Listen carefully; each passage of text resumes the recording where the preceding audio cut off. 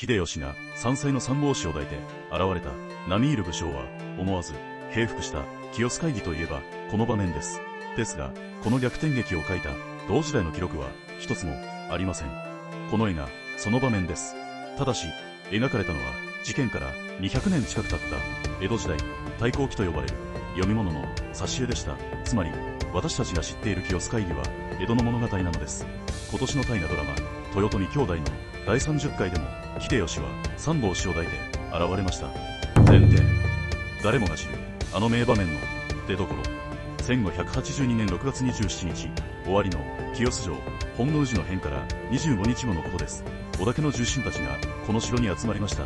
4人、清須会議です。本能寺で織田信長が死に、二条御所では跡継ぎの信忠も死にました。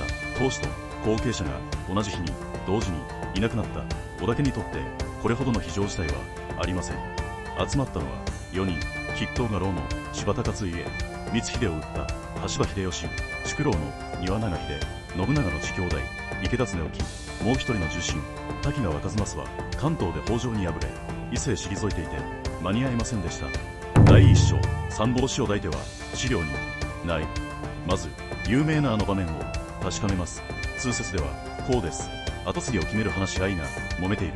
そこへ秀吉が幼い三法師を抱いて現れる。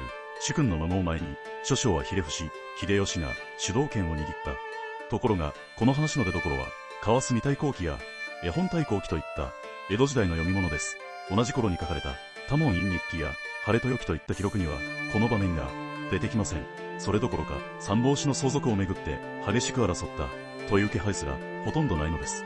理由は単純です。三法師は信長の跡継ぎだった信忠の嫡男、つまり信長から見れば正嫡の孫でした。父と祖父が同時に死んだのなら、その子が継ぐ当時の武家では当たり前の順番です。つまり秀吉には幼子を抱えて登場する芝居を打つ理由がありませんでした。決まっていること、決まった通りに決める。それがこの会議の始まりだったのです。第2章、本当の争点は名代だった。では何を争ったのか。当主が山菜では政治はできません。だから幼い当主を誰が支えるのか。名代、つまり後見役をどうするか。ここが本当の争点でした。候補は信長の子が2人、三男の信孝、光秀を討った山崎の戦いに名目上の総大将として加わっており、実績があります。これを柴田勝家が推しました。もう一人が次男の信勝、兄が新大将。順番で言えばこちらが上です。信勝を推す声も当然ありました。兄弟の仲はよくありません。この二人の対立は同時代の日記にもはっきり書かれています。結論は意外なものでした。名代は置かない。信勝でも信孝でもなく、宿老たち4人の合議で織田家を動かす三法師の世話役には堀秀の差をつける。つまり誰か一人が上に立つ形を避けたのです。第3章、勝敗は地図に出ていた。合議になったのなら、この会議で勝った者はいないのでしょうか。いいえ、差ははっきり出ています。ただし、それは議論の中ではなく、地図の上に出ていました。信長の残した領地をどう分けたかです。柴田勝家は本業の越前に加えて北近江と長浜城を手に入れました。ここは秀吉が信長から与えられた初めての城です。宿敵の本拠を取り上げた石高の城でも勝家は数をされています。この時点では勝家が勝ったように見えました。一方の秀吉が得たのは山城と河内の東部。山城とは京都です。天皇がいて朝廷があり、公家がいて寺社が集まる場所。勝家が土地を取ったのに対し、秀吉は都を取りました。当主の三法師には焼け落ちた安土城とその周りが与えられました。ところがその三法師を信孝が自分の岐阜城へ連れて行ってしまいます。決めたばかりの取り決めはすぐにほころび始めました。第4章、だから秀吉は葬儀を出すか。会議から4ヶ月後の10月15日、秀吉は京都の大徳寺で信長の葬儀を盛大に行いました。会場も参列者も警護も全て秀吉が仕切っています。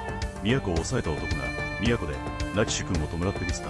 秀吉は勝家にも信勝にも信孝にも参列を呼びかけました。ですが応じた者はほとんどいません。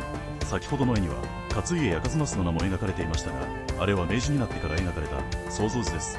もしも三法師ではなく秀吉の養子になっていた信長の子秀勝が務めました織田家の弔いを秀吉が独り占めした形です。